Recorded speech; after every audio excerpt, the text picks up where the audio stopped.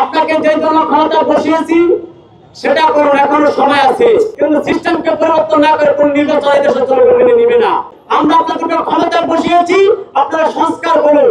আমরা আমাদেরকে ক্ষমতা বসিয়েছি, আপনারা যারা অপরাধ আছে তাদেরকে বিচার করুন। কিন্তু আমরা দেখছি না, আপনারা 1 বছর চলে গেছে, এখন পর্যন্ত কোনো বিচার দেখছি না। বরং দেখছি কি আওয়ামী লীগ যারা আছে তারা ঝটিকা মিছিল করতেছে। বরং আমরা দেখছি কি দেশে আরো অপরাধ বেড়ে যাচ্ছে। বরং আমরা দেখছি কি বিভিন্ন ক্যাম্পাস, বিশ্ববিদ্যালয়, মাদ্রাসায় হামলা হচ্ছে। আমরা দেখছি কি সোহাগের মতো লোককে সরকারের প্রাধান্য হত্যা করা হচ্ছে। এটার জন্য তো আপনাকে ক্ষমতা বসানো হয় নাই। আমরা আপনাকে যে জন্য ক্ষমতা বসিয়েছি সেটা করুন, এখনো সময় আছে। আপনি সংস্কার ছাড়া নির্বাচন, আমরা সংস্কার ছাড়া নির্বাচন মানি না।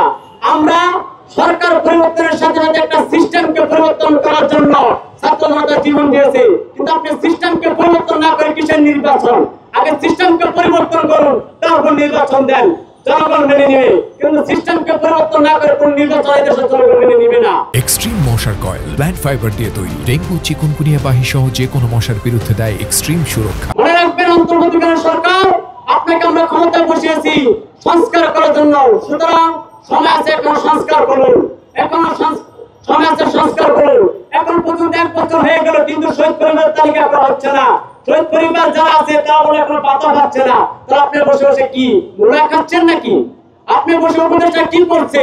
আমরা দেখছি আজকে ফেসবুকে যে স্বাস্থ্য উপদেষ্টা সে সিঙ্গাপুর চিকিৎসার জন্য যাচ্ছে। তাহলে বিভিন্ন লোক সে চিকিৎসার জন্য কেউ বাইরে যেতে পারছে না।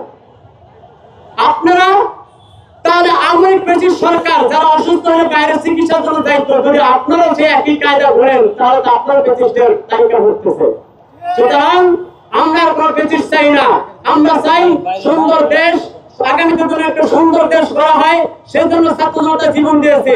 সুতরাং সরকারকে বলবো, সিস্টেমকে পরিবর্তন করে আপনি নির্বাচন দেন, নির্বাচন সকলে মেনে নেবে।